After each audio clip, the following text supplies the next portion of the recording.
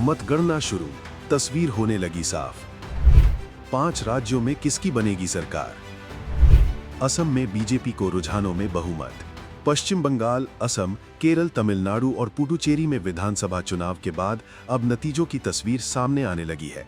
सुबह सबसे पहले पोस्टल बैलेट्स की गिनती हुई और उसके बाद इलेक्ट्रॉनिक वोटिंग मशीन यानी ईवीएम के वोटों की गिनती शुरू हो गई है। जैसे जैसे रुझान सामने आ रहे हैं, सियासी हलचल तेज होती जा रही है और हर पार्टी अपने अपने दावे कर रही है। शुरुआती आंकड़े कई राज्यों में कड़ी टक्कर का संकेत दे रहे हैं, लेकिन सबसे ज्यादा ध्यान असम पर टिका हुआ है, जहां तस्वीर धीरे धीरे साफ होती दिख रही है। असम की बात करें तो यहां एनडीए बढ़त बनाए हुए है और लगातार तीसरी बार सरकार बनाने की ओर बढ़ता नजर आ रहा है।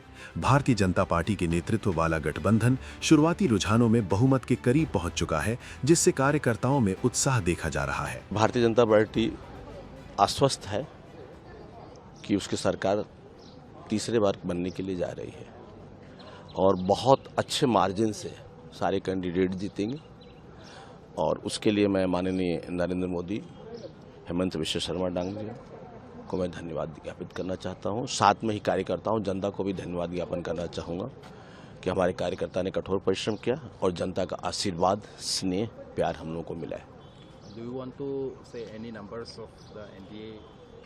It is very difficult to say, but assumption is 90 plus seat for the NDA. So you are also contesting from the Guwahati Central constituency. Yes, I am contesting from the Central Guwahati. So what you want to say about this, your constituencies about this? Margin is big. So certainly Central Guwahati candidate is going to win with a huge margin.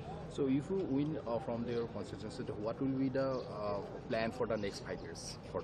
There are a lot of the plan. There are a lot of plan.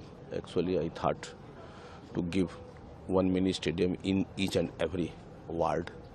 There is some problem of the water. So immediately after forming the government, within 3 months, we are going to address the problems of the drinking water. So there is a huge problem of the artificial flood problems in the Guwahati. So do you think about this after forming the government, the new government will able to solve or minimize this? Certainly, we are very hopeful to solve any problem whichever occurs. But in the Central Guwahati, there is no major water logging in our Central Guwahati constituencies. So that is up. But problem in other constituencies, but we are thinking at large.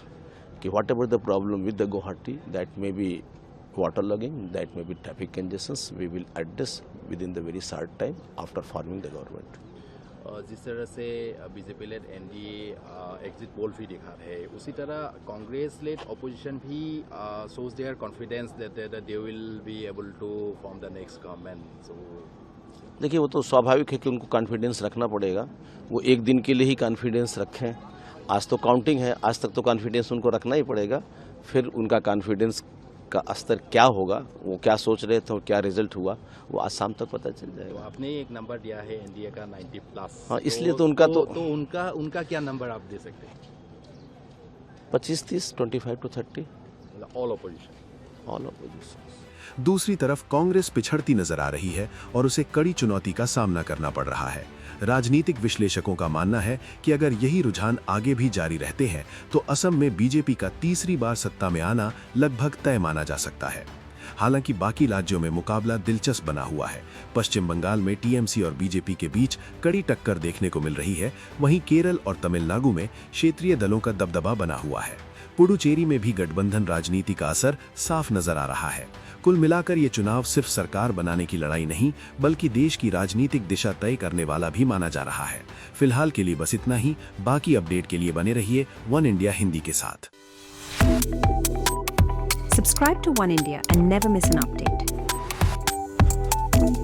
Download the One India app now.